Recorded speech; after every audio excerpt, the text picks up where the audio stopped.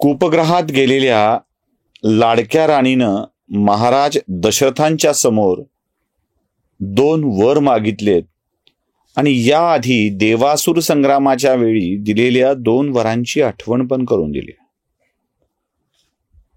दशरथांनी शब्द देताना आपल्या लाडक्या रामाची शपथ घेऊन तो शब्द पूर्ण करेल असा विश्वास कैकेयीला दिलेला आहे. आणि कैकेयीने दशरथांना मागावं काय? प्राण मागितले चाललं असतं, पण प्राणापेक्षाही मूल्यवान असलेल्या रामाचा विरह कैकेयीनं मागावा, यापेक्षा दुर्दैवाची गोष्ट ती कोणती? ही मागणी ऐकल्याबरोबर डोळ्यातून झरझर झरझर झरझर अश्रुधारा येऊ लागल्यात आणि या आसवांनी जमिनीवर पडायच्या आधीच महाराज दशरथ मूर्छित होऊन पडलेले आहेत, बेशुद्ध होऊन पडलेले आहेत.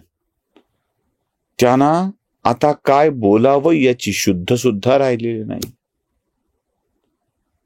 कैकेयीनीच आपला शब्द खरा करण्यासाठी दशरथांना पाणी पाजून जाग केलंय मूर्छित अवस्थेतून आणि झाल्याबरोबर पुन्हा एकदा विचारलंय, महाराज माझ्या मागणीचं काय?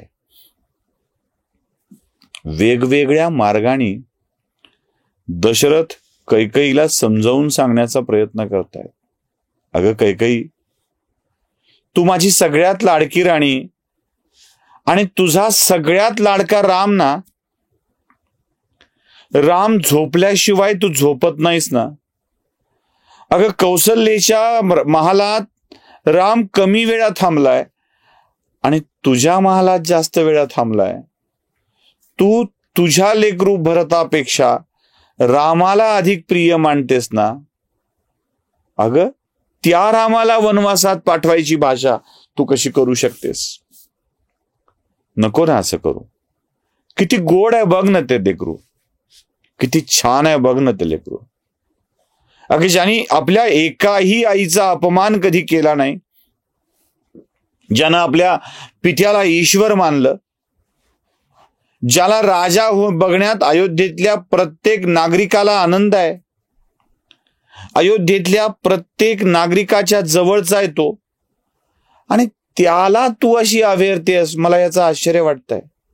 एवढी वाईट नाही आहेस ग तू कैकेयी, एवढी वाईट नाही आहेस. कैकेयीचं एकच पालोपत चाललंय, मला ते माहीत नाही. मला तुम्ही शब्द दिला आहे आणि त्याप्रमाणे मला भरताला राज्य आणि रामाला वनवास, एवढ्याच गोष्टी हव्या आहेत. राम राजा झाल्यावर कौसल्या राजमाता होईल आणि राजमाता कौसल्याच्या पुढे मी दीनावस्थेत हात जोडून उभं राहावं आणि तिची सेवा करत राहावं हे मला मान्य नाही. मला राजमाता व्हायचं आहे. जितक्या ठामपणे आणि खंबीरपणे कैकेयी बोलतीये, तेवढाच दशरथाचा बांध फुटतोय. दशरथ पुन्हा एकदा मूर्छित होत आहेत आणि या मूर्छित अवस्थेतून कैकेयी पुन्हा एकदा जाग करते. म्हणते, महाराज शब्द दिलाय तो पाळायला हवा. तुम्ही तुमच्या प्रिय बायकोला शब्द दिलाय.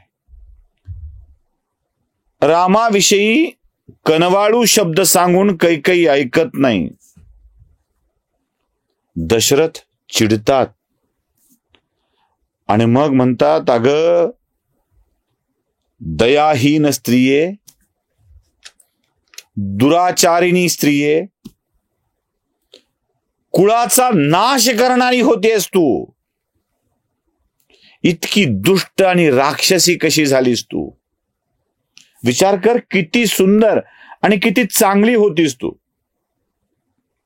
माझ्या रामाला वनवासाला पाठवून या कुळाचाच नाश करण्याची वृत्ती तुझ्या अंगात आली तरी कशी हे दुराचारीने? इतकी कशी पापी झालीस, राक्षसी झालीस? भत्सना करतायत. शिव्या देत आहेत. प्रचंड संताप संताप संताप येतोय दशरथांना की ही अशी वागू तरी कशी शकते. ढिम्म आहे काही ढिम्म. नवरा रागावतोय याचही तिला काही नाही, नवरा हात जोडून विनंती करतोय याचही तिला काही वाटत नाही. दशरथांच्या डोळ्यातून आसवत थांबत नाहीये. हात जोडतायत हात. कैकेयी तुझ्या पुढे हा इक्ष्वाकू वंशाचा राजा हात जोडतोय हात. हे वरदान मागू नकोस, ही भीक तुला मागतोय, कारण या भिकेतच तुझं सौभाग्य सुद्धा आहे. माझ्यापासून माझ्या रामाला वेगळं करशील तर मी जिवंत राहणार नाही, आणि मी जिवंत नाही राहिलो तर तुला तुझ्या भरतासह राज्याचं सुख पांढऱ्या कपाळाने भोगावं लागेल. विधवा होऊन हे सुख भोगणार आहेस का कैकेयी? विधवा होऊन. नवरा कितीही सांगतोय, नाही ऐकत आहे कैकेयी, नाही ऐकत आहे. मला माहीत नाही. शेवटी तडजोडीच्या मुद्द्यावर येतात दशरथ. शेवटी तडजोडीच्या मुद्द्यावर ते म्हणतात, ठीक आहे, तुला रामाला राज्यावर बसू द्यायचं नाहीये ना? मान्य आहे मला. मी आत्ता या क्षणी रामाचा राज्याभिषेक थांबवतो. भरत परत आल्यावर त्याचा राज्याभिषेक केला जाईल याचा शब्द तुला देतो.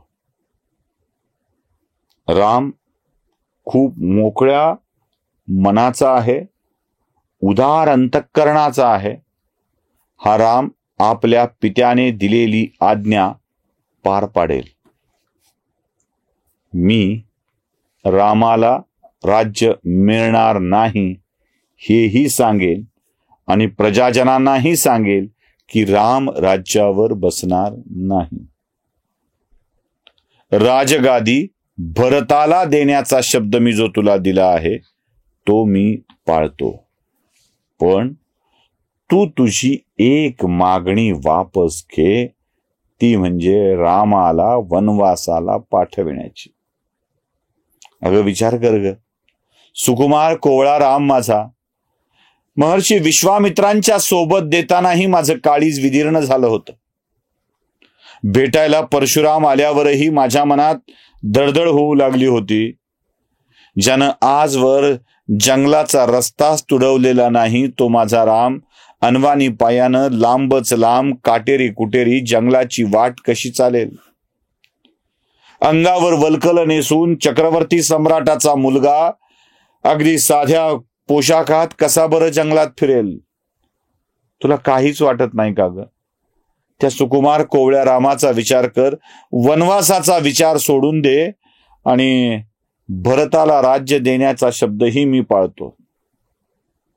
तू म्हणशील ना तर मी कौसल्येला सोडायला तयार आहे, तू म्हणशील ना तर मी सुमित्रेला सोडायला तयार आहे. तू एकटीच राणी राहा, तू पट्टराणी राहा, पण रामाला वनवासाला पाठवण्याचा शब्द जो तू माझ्याकडून घेतलाय तो माफ कर ग. सोड हा अभद्र अविचार डोक्यातून. मंथरेने प्रचंड मोठा कली कैकेयीच्या मनात घातलाय. ती ऐकायलाच तयार नाहीये.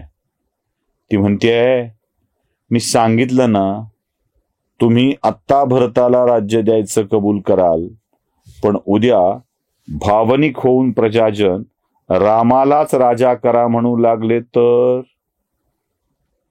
पुन्हा शब्द बदलला जाईल. तसं होऊ नये यासाठी रामाचं वनवासाला जाणं अनिवार्य आहे.